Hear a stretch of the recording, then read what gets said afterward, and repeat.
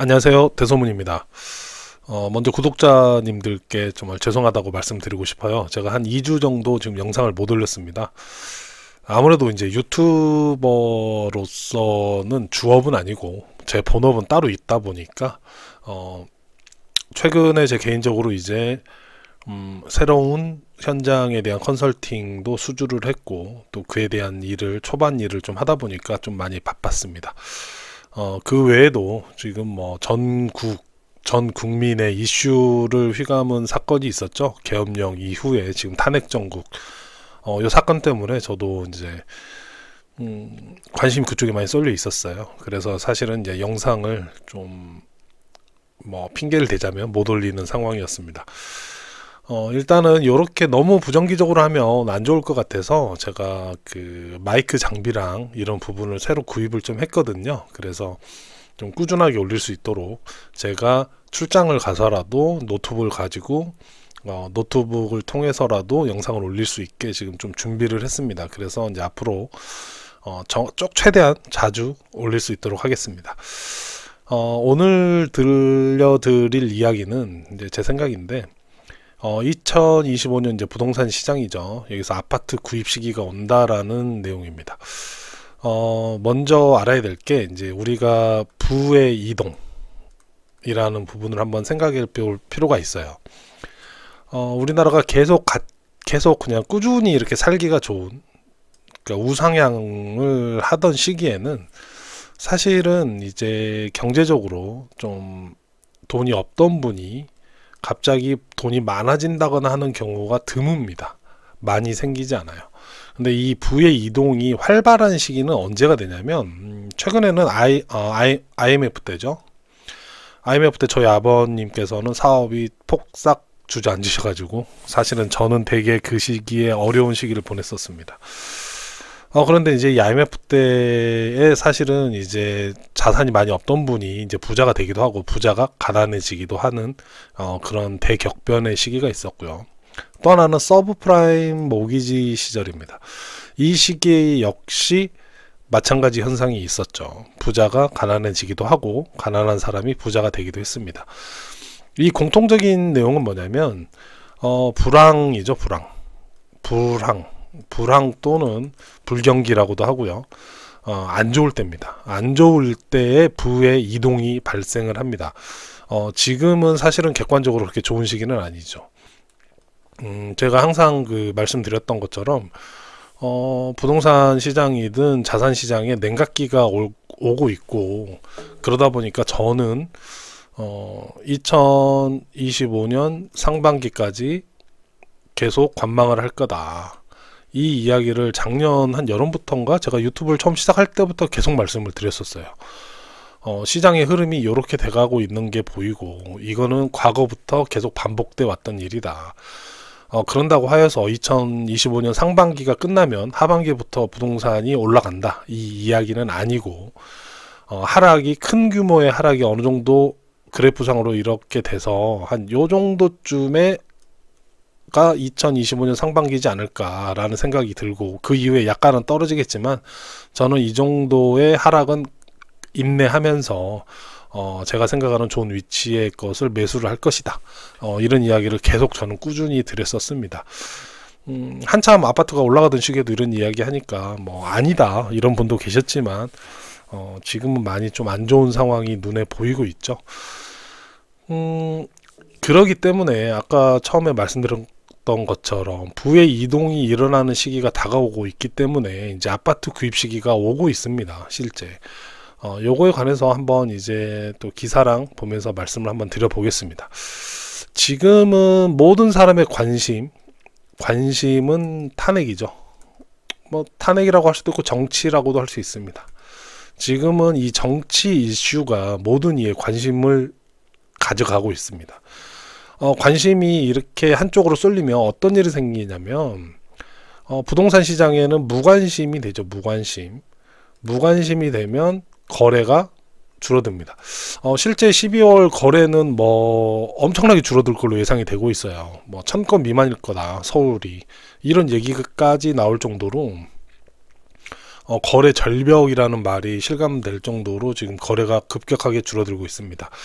여기에는 단순히 지금 경기가 좋지 않아서, 경기가 안 좋거나 뭐 돈이 없어서 이런 이유도 있겠지만, 결정적인 거는 관심이 없어요. 모든 자산시장엔 코인이든 주식이든 부동산이든 관심이 있어야 거래가 활발해지고, 거래가 활발해져야 그 이후에 시장 변화가 생깁니다. 근데 현재는 다 정치에 관심이 있죠. 근데 이게 일시적일 거라는 거죠. 이게 이제 아주경제에서 과거 탄핵 시점에는 부동산 시장이 어땠는가에 대한 기사입니다. 박근혜 탄핵 정국에서는 뭐 큰 변화 없이 실거래가는 하락, 노무현 탄핵 정국에서는 뭐 오름세, 그런데 시장 과열 억제로 가격 하락, 뭐 이렇게 돼 있는데, 이 기간이 너무 짧아요. 이 기사를 제가 봤는데 이 기간이 너무 짧습니다. 딱 탄핵이 되고 의회에서 통과를 하고, 그리고 이제 헌재에서 인용이 되는 시기까지만을 지금 그래프로 나타낸 거예요.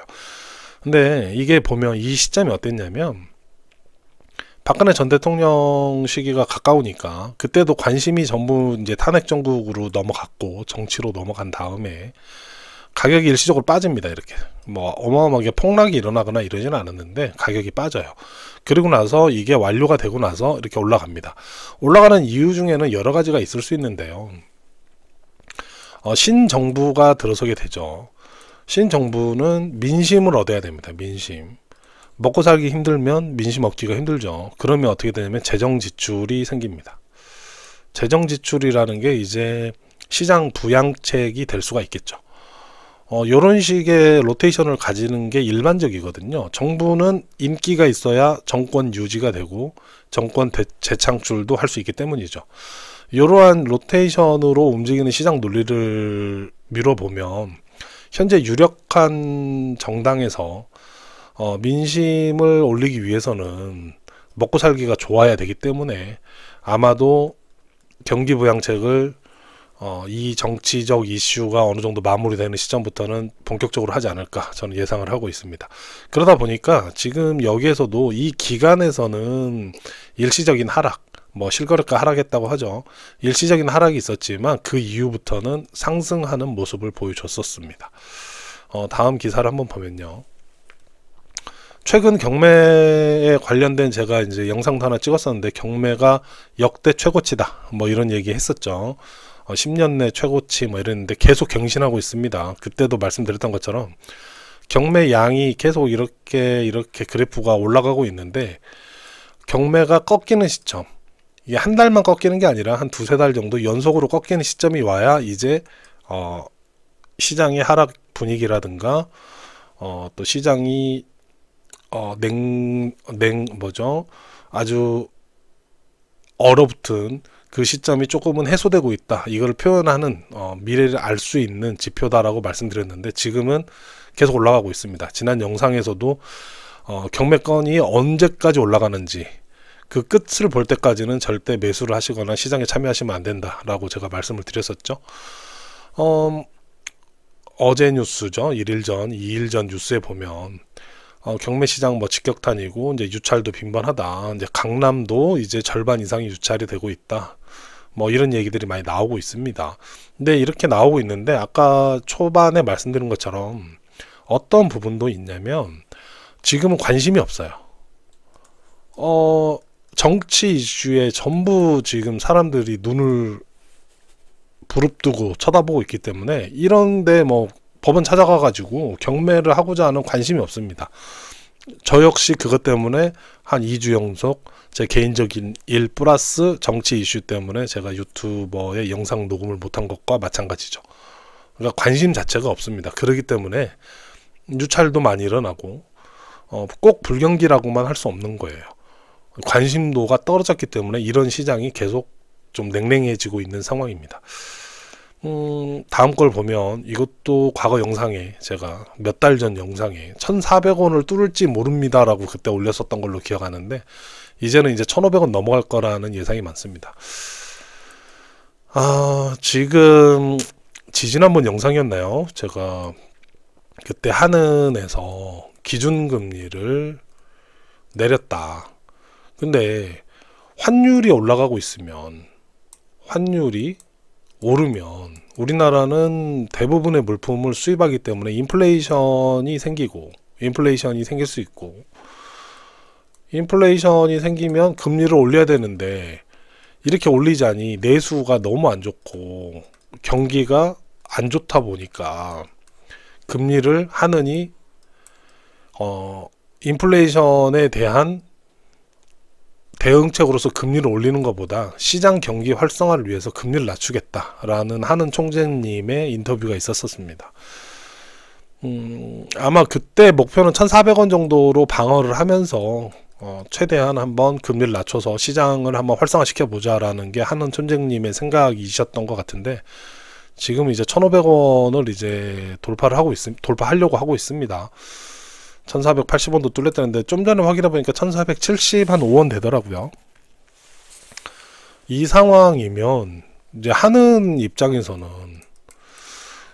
어차피 지난번에도 금리를 올려서 인플레이션을 잡겠다는 포기를 하고 내수 활성화를 시키겠다, 그리고 경기 부양을 하겠다, 이런 목적으로 금리를 낮췄거든요. 근데 아마 다음 시점에는 저는 못 낮출 거라고 생각을 하고 있습니다. 환율이 지금 1,500원을 향해 가는데 금리를 한 번 더 낮춘다, 이거는 환율이 이제 끝을 모르고 어디까지 갈지 모르는 상황까지도 만들 수 있는 거죠. 그렇기 때문에 하느니 올리지는 못하고 아마 유지를 하지 않을까, 이렇게 생각을 하고 있는데 아마 고심이 많을 걸로 생각을 합니다.